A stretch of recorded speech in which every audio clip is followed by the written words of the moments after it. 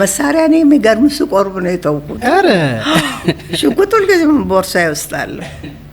ምክንያቱም ፍቅር አለኝ። እንዴት መሰለ አባቴ ቤቱ ሲገቡ በር ላይ ነው ሽጉጥ እዛ ጋር ቆማለሁ። ሽጉጥ አባባ ቤት ውስጥ ክልክል ነው፣ ሽጉጥ ታጥቆ አይቀባም።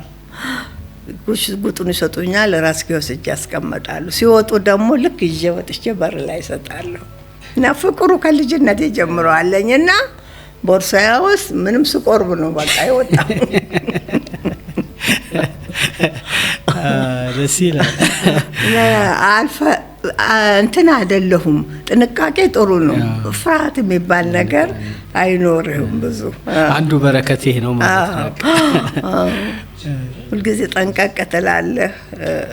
ሁሉን ነገር እንዲሁ ዝም ብለህ ደስ ብሎ በተስፋ ተቀበለው። ሊሆንም ይችላል ላይሆንም ይችላል የሚል ነገር ይመጣብሃል።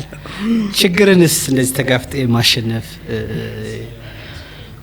መሳሪያውንም ተጠቅሞ ቢሆን ተጠቅመውት ያውቃሉ? እንደው አዎ ምንድነው መሰለህ በድሮ ወታደር ነው ያሁኑ ነገር አላውቅም። ህግ አለ። መሳሪያ ስለያዝክ ዝም ብለህ አንስተህ አትመታም ሰው። አንድ ሰው ሊጎዳ ሲመጣ መጀመሪያ ወደ ሰማይ ነው የምትተኩሰው ደንግጦ እንዲመለስ። እምቢ ብሎ ወደ አንተ የሚመጣ ከሆነ እግሩን መታው ነው የሚለው።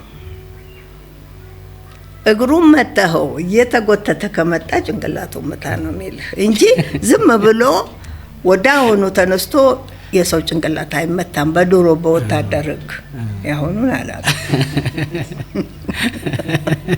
ወደ ታስደነግጠዋለህ። አየህ ወደ ሰማይ ተተኩስና ይደነግጣል። እንደዛ ነው።